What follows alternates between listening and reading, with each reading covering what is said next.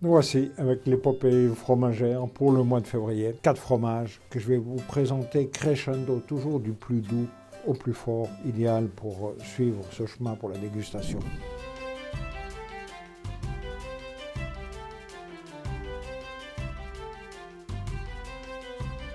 On démarre avec ce qui est appelé le roi du fromage, c'est le brie de Meaux. Caractéristique du brie de Meaux, c'est ce beau champignon blanc avec ce côté crémeux. Et je vais vous montrer un phénomène qui se produit avec ce fromage. Imaginez, on l'a coupé, on l'a mis en boîte il y a 3 jours. Et le champignon Penicillium, il est tellement puissant qu'il a commencé à se développer sur les côtés aussi. Et si je laissais en cave ce fromage encore 5 ou 6 jours, il serait complètement blanc. D'où la force de ce champignon. Et puis, pourquoi il se développe bien aussi? Parce qu'on a un produit au lait cru, on a un produit qui se développe bien et le résultat il est là, ça c'est magnifique.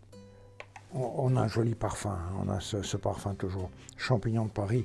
Quand vous avez tout fromage avec cette couleur blanche, mangez la croûte, surtout ne pas l'enlever parce que c'est ça qui va aussi donner de la saveur. Évidemment, ce champignon qui a poussé, qui s'est développé sur la tranche, il faut le déguster, mangez-le avec, d'autant plus que la croûte est aussi intéressante à manger. C'est ça qui va donner de la force. Fromage numéro 2, dans la force, j'hésite toujours. On a 2 fromages pratiquement de même force. Là, avec le bleu de Sassenage, on est sur le plateau du Vercors. C'est un fromage pratiquement qui a disparu. Il n'y avait plus du tout de fabrication fermière. Et il y a quelques années, il y a un fermier qui s'est dit, il faut qu'on remette ce bleu de Sassenage au goût du jour. Il a fabriqué ce bleu jusqu'à sa retraite. Et aujourd'hui, un jeune couple a repris la succession. Il continue à fabriquer ce bleu. La caractéristique du bleu de Sassenage, c'est qu'il est tout en douceur. Quand vous allez le déguster, vous n'avez pas la force d'un bleu d'Auvergne, la force d'un Roquefort, mais tout en sensibilité. Imaginez, c'est vraiment un bleu doux. La force du bleu, c'est très subtil. Et ce fromage-là, on l'avait mis dans le calendrier de l'Avent 2023. Donc vous allez pouvoir retrouver la vidéo où on présente le couple qui fabrique le fromage, la fromagère, la ferme et tout ça. C'est un bel endroit. Allez regarder cette vidéo. On passe au 3e. Quand vous voyez ce fromage, vous allez dire, ça c'est un gruyère. Ben vous n'êtes pas loin, mais pour moi c'est encore supérieur à un gruyère. Pourquoi? Ce fromage, il s'appelle l'Étiva. C'est une région du canton de Vaud, dans laquelle pendant l'été, ils fabriquent du fromage dans les alpages. Il y a une 50aine de fabrications, chaque alpage différent. Et après, dès que le fromage était fabriqué, le fromage est amené à la cave d'affinage de l'Étiva. Et c'est là qu'il est mûri. Et quand je suis allé choisir ce fromage, j'ai traversé la cave et j'ai dégusté plusieurs l'Étiva. Il y a un qui nous plaisait bien, un autre, non, il me plaît moins et tout ça. Et tout d'un coup, on tombe sur celui-ci qui avait un petit goût de fumée en arrière-goût. On se dit, mais c'est pas possible. Il a un problème, ce fromage. Pourquoi il y a ce goût fumé? Et l'affineur nous a expliqué que pour fabriquer ce fromage, c'est le même type de fabrication que le gruyère, mais ils ont l'obligation de le fabriquer au feu de bois direct. Donc, ces fromageries d'alpage très vieilles et tout ça, certaines sont moins bien ventilées, beaucoup plus de fumée, et on retrouve ce goût fumé dans le fromage. C'est une belle découverte ce que j'ai fait là. Quand vous le sentez, vous êtes vraiment dans le gruyère. Michel, partage avec moi pour donner ton avis. Si on sent encore le... C'est joli au moment où tu avales et que tu l'as dans la bouche, ce qui te reste. Oui, c'est doux en entrant en bouche. On dit c'est un jeune gruyère un peu. Plus tu le mâches, plus il y a de la force, plus il y a quelque chose de charpenté qui vient. Et ce qui me reste en bouche, c'est un côté fumé. Un peu plus léger que qu'on a j'avais dégusté.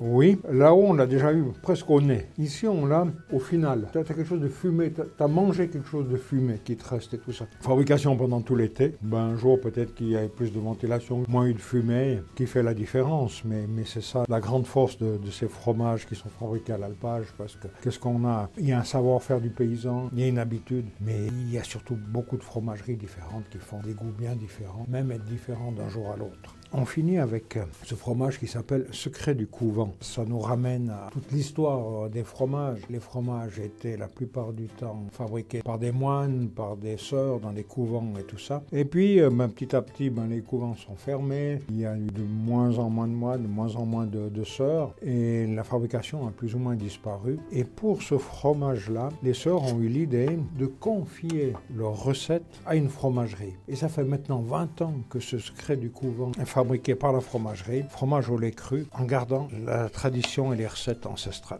Là aussi, on peut manger la croûte et ça ne va pas du tout déranger.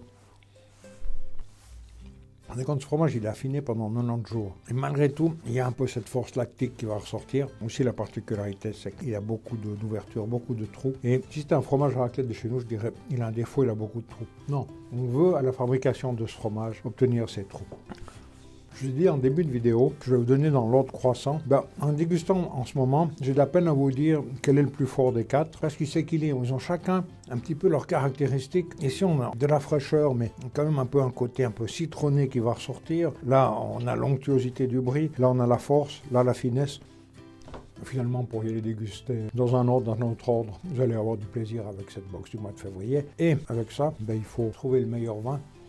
Dès qu'on parle de fromage onctueux, j'aime bien mettre un vin qui a de la rondeur, de l'onctuosité, raison pour laquelle j'ai choisi un chardonnay de la cave Jean Magnier, millésime 2022. Particularité de ce vin, les vignes sont cultivées rive gauche du Rhône.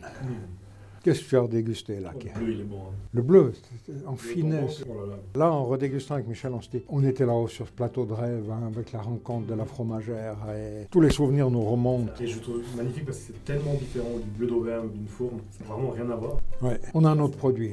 Non, ça c'est une perle que vous allez pouvoir déguster là. Un petit peu pour prendre, mais pense aussi à déguster Donc, je parlais toujours, avant que Michel me parle de fromage, de ce chardonnay, cultivé à rive gauche du Rhône. On se demande pourquoi, et pourquoi on fait un bon chardonnay rive gauche du Rhône. C'est tout simple, il y a moins de soleil, il fait plus frais sur la rive gauche. Le résultat, et les souris sont là, résultat, on fait ce magnifique chardonnay. Du fromage, du vin. Belle dégustation. Je suis très content de cette box du mois de février parce qu'on a vraiment des goûts complètement différents. On fait des découvertes, mais vraiment le jour et la nuit, les différences de goût qu'on peut avoir. Ici, tu as de l'onctuosité, ici, tu as de la fraîcheur. Bien, assez content de moi.